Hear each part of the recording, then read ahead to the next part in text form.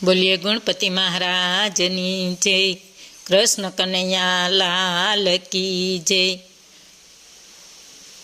શ્રીમદ ભગવદ્ ગીતાનો 5મા અધ્યાયનો સારાંશ. 5મા અધ્યાયમાં કર્મ સંન્યાસ ને કર્મયોગે બેમાં મારે માટે ઉત્તમ શું? આ બાબતમાં અર્જુને પૂછતા શ્રી કૃષ્ણએ કહ્યું કે આ બંને શ્રેષ્ઠ છે, બંને સરખા ફળ આપનાર છે. જ્ઞાનયોગ કરતાં કર્મયોગ સરળ ને કલ્યાણકારી છે. જેને મનને અને ઇન્દ્રિયોને વંશ કર્યા છે તે કર્મ કરવા છતાં લેપાતો નથી. કર્મયોગ કર્મના ફળની ઈચ્છા રાખતો નથી, એટલે તેને મોક્ષરૂપી શાંતિ પ્રાપ્ત થાય છે. પરંતુ કર્મમાં આસક્ત રહેનાર બંધનમાં પડે છે. જેણે બધી ઈચ્છાઓ છોડી હોય, ક્રોધ પર કાબૂ મેળવ્યો હોય ને કશાનો ડર ન રાખે તે મોક્ષ પામેલો ગણાય છે. સર્વવ્યાપક પરમાત્મા કોઈનું પાપ પુણ્ય માથે લેતા નથી. જે જ્ઞાનમાં એકરૂપ થઈ જાય છે તેનો જન્મ મરણનો ફેરો ટળી જાય છે. જે માનવી મૃત્યુ થતાં સુધી કામને ક્રોધને સહન કરવા શક્તિમાન છે તે ખરો યોગી છે. બોલો કૃષ્ણ કનૈયા લાલ કી જય. શ્રીમદ ભગવદ્ ગીતા કર્મ સંન્યાસ યોગ અધ્યાય 5મો. અર્જુને શ્રી કૃષ્ણને પૂછ્યું, આપ કર્મના ત્યાગના વખાણ કરો છો ને કર્મના યોગના વખાણ પણ કરો છો, તો એ બેમાંથી હિતકારક કયું? શ્રી કૃષ્ણએ જવાબ આપ્યો, હે અર્જુન, આ બંને માર્ગો કલ્યાણકારી છે, છતાં કર્મ સંન્યાસ કરતાં કર્મયોગ વધારે સારો છે. જે ઈચ્છા કરતો નથી તથા કોઈ પણ જાતની અપેક્ષા રાખતો નથી તેને સંન્યાસી જાણવું. તે કોઈ પણ જાતના દંદ્રની અસરમાં આવતો નથી. આવો મનુષ્ય સંસારના બંધનથી છૂટે છે. અજ્ઞાની લોકો સાંખ્યને યોગને અથવા જ્ઞાન અને કર્મને જુદા જુદા માને છે, પણ જ્ઞાનીઓ એવું માનતા નથી. જ્ઞાનીઓ માને છે કે ગમે તે એકનું આચરણ કરવાથી મનુષ્ય બંનેની ફળ પ્રાપ્તિ કરી શકે છે. જે સ્થાન જ્ઞાનીઓને મળે છે તે સ્થાન કર્મયોગીઓને પણ મળે જ છે. બંનેનું ફળ એક સરખું હોવાથી બંનેને જુદા જુદા સમજવા નહીં. વળી કર્મયોગ વિના સંન્યાસ પ્રાપ્ત થતો નથી. કર્મયોગમાં સંબંધિત થયેલો સાધક ઝડપથી પરબ્રહ્મને પામે છે. જેણે મનને કબજે કર્યું છે, જેને ઇન્દ્રિયોને વંશ કરી છે, જેનું હૃદય નિર્મળ બન્યું છે, જેના આત્માને સર્વના આત્મા સાથે એકરાગ અનુભવે છે, એવો યોગી પુરુષ કર્મ કરતો હોવા છતાં કર્મથી લેપાતો નથી. આમ તત્વજ્ઞાની યોગી પુરુષ જુએ, સાંભળે, સ્પર્શ કરે, સૂંઘે, ખાય, ચાલે, સૂવે, શ્વાસ લે, બોલે ને ત્યાગ કરે, ગ્રહણ કરે, નેત્ર ખોલે ને બંધ કરે, છતાં એ એમ સમજે છે કે હું કાંઈ કરતો નથી, પણ ઇન્દ્રિયો એ બધું કાર્ય કરી રહી છે તેમ માને છે. જેવી રીતે કમળનું પાંદડું પાણીથી લિપ્ત થતું નથી, તેમ આવો યોગી પુરુષ કર્મથી ક્યારેય લેપાતો નથી. યોગીઓ કેવળ હૃદય શુદ્ધિ માટે જ આસક્તિ વગરના બની કર્મ કરે છે. જે પુરુષ સમવૃત્તિવાળા યોગ રહિત છે તે કર્મ ફળ ત્યાગીને નૈષ્ટિક શાંતિ પ્રાપ્ત કરે છે.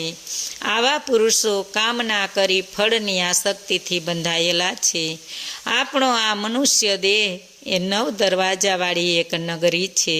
જે સંયમી પુરુષ છે તે કરતાપણાના ભાવ છોડીને દેહનગરમાં પોતે જાણે કંઈ કરતો કરાવતો ન હોય એવી રીતે સુખ શાંતિથી રહે છે.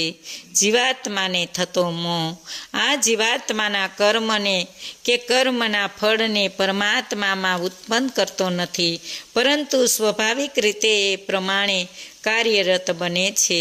પરમાત્મા કોઈ પણ જીવાત્માના પાપ કે પુણ્યને ગ્રહણ કરતા નથી. ફક્ત અજ્ઞાનના આવરણને કરી જીવાત્મા મોહ પામે છે. જે પુરુષનું મન જ્ઞાનમાં એકરૂપ થઈ બન્યું છે, બુદ્ધિ એકરૂપ બની છે, તે પાપ રહિત બનીને ભવોભવના જન્મ મરણના ફેરામાંથી મુક્ત થાય છે.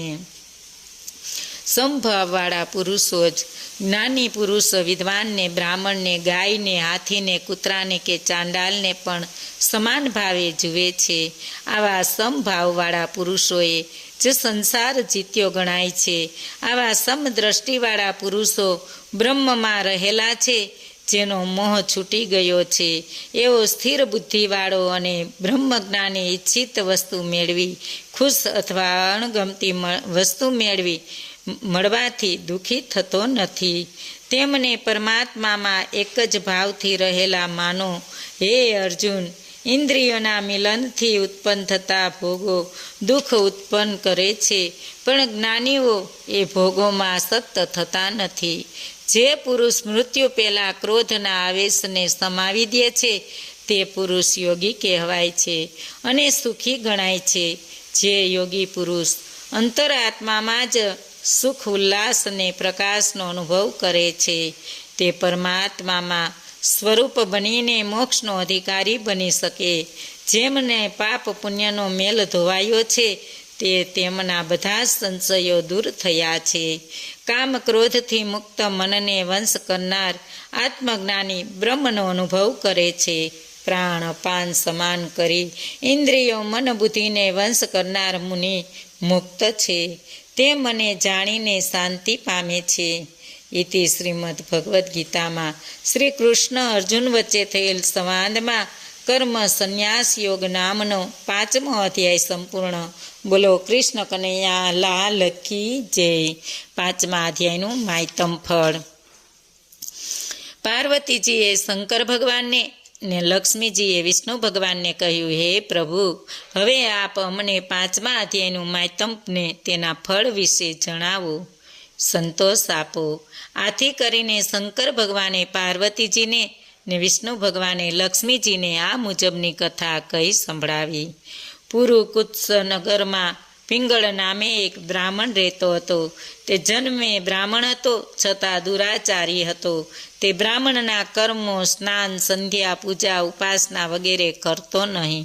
તે ભવૈયાઓ સાથે રહી વાજા વગડાવતો, ગાતો અને નાચતો. તેની પત્નીનું નામ અરુણા હતું. તે પણ વ્યભિચારિણી હતી. તેની પત્ની અરુણાએ પોતાના માર્ગમાં અંતરાય લાગતા પિંગળને મારી નાખ્યો. પિંગળ યમલોકમાં ગયો અને ત્યાં કેટલાક સમય નર્ક યાતના ભોગવ્યા પછી ગીધ થયો. સમય જતાં અરુણાને ભગંદરનો રોગ લાગુ પડ્યો અને તે છેવટે મરણ પામી. તે પણ યમલોકમાં કેટલો સમય યાતના ભોગવી સુગરી બની. એક દિવસ આ સુગરી ગીધની નજરે ચડી. ગીધને પુનઃજન્મનું સ્મરણ થતાં તે સુગરીને મારવા ઘસી ગયો. આથી સુગરી નાઠી. છેવટે ગીધે સુગરીને મારી નાખી. બીજી બાજુ ગીધને શિકારીએ જોયો એટલે તેણે બાણ વડે તેનો અંત આણ્યો. નસીબ જોગે આ બંનેના હાડકાં એક મનુષ્યની ખોપરીમાં જઈને પડ્યા. યમદૂતો બંનેને યમરાજ પાસે લઈ ગયા. યમરાજે આ બંનેને કહ્યું કે તમે બંને પાપી છો, પણ તમારા હાડકાં બ્રહ્મજ્ઞાની મહારાજની ખોપરીમાં પડવાથી તમારા પાપનો નાશ થયો છે. આ બ્રહ્મજ્ઞાની મહારાજ નિત્ય ગીતાજીના 5મા અધ્યાયનો પાઠ કરતા હોવાથી તેના પુણ્ય બળે તમારો ઉદ્ધાર થયો છે. થોડી વાર વિમાન આવ્યું ને તેમાં બેસી પિંગળ અને અરુણા વૈકુંઠમાં ગયા. બોલો કૃષ્ણ કનૈયા લાલ કી જય. આજનું ભાવપુષ્પ શ્રી કૃષ્ણ અર્પણમ.